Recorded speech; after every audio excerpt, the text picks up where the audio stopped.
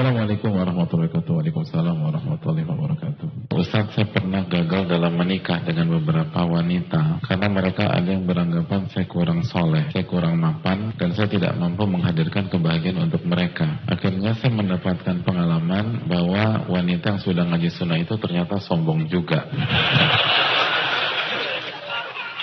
Saya memiliki niat untuk berprestasi, Ustadz, karena saya ingin menunjukkan kepada wanita-wanita yang dulu pernah menolak saya bahwa mereka akan menyesal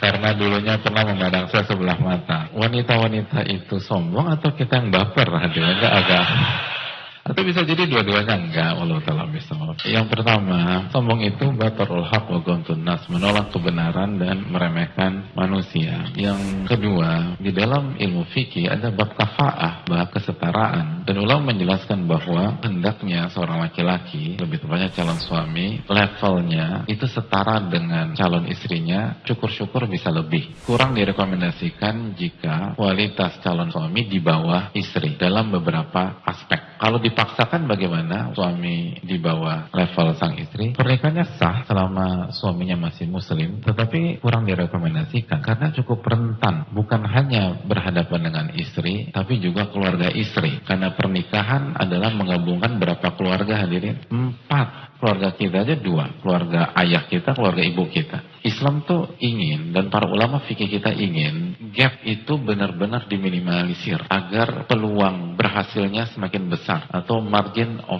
failure-nya itu benar-benar diperkecil agar peluang sakinah mawaddah warahmahnya itu jadi lebih besar. Nah, karena suami yang menjadi pemimpin, maka sangat rentan jika dalam beberapa aspek suami di bawah istri. Berbeda kalau sebaliknya, apabila yang dipimpin dalam beberapa aspek itu di bawah, wajar, namanya juga dipimpin. Dan wanita punya hak untuk menetapkan itu. Sebagaimana kalau mereka menerima yang lebih di bawah mereka, itu hak mereka. Menggabungkan 2 kultur itu nggak mudah. Menggabungkan 2 kebiasaan itu sulit. Ada kasus perceraian, wanitanya sudah belajar. Masalah cuma simpel. Ketika proses, suaminya udah bilang nih, saya hidup sederhana. Kamu siap nggak hidup sederhana? Kata wanitanya, siap. Dan mereka nggak memperinci apa tafsir hidup sederhana. Maka ketika mereka menikah, ternyata tafsir hidup sederhana versi suaminya dan tafsir hidup sederhana versi istrinya tuh beda. Versi hidup sederhana istri itu setiap hari makan ayam, itu sederhana. Versi sederhana menurut suami tiap hari tempe, itu aja udah khilaf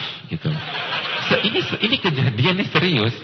Akhirnya membuat mereka tinggal berbeda rumah dan akhirnya cerai. Masing-masing sudah punya pola bertahun-tahun. Ingat sebagaimana kata para ulama, merubah pola tahunan itu nggak mudah. Kalau misalnya kita maju ke pihak yang sudah sesuai, terus mereka nuntut terlalu berlebihan dan sampai mereka meremehkan kita, mungkin mereka bisa jatuh ke dalam sifat yang sombong. Dan kalaupun mereka sombong, kita nggak perlu membuktikan apapun kepada mereka, biar mereka nyesel. Pentingnya apa mereka nyesel?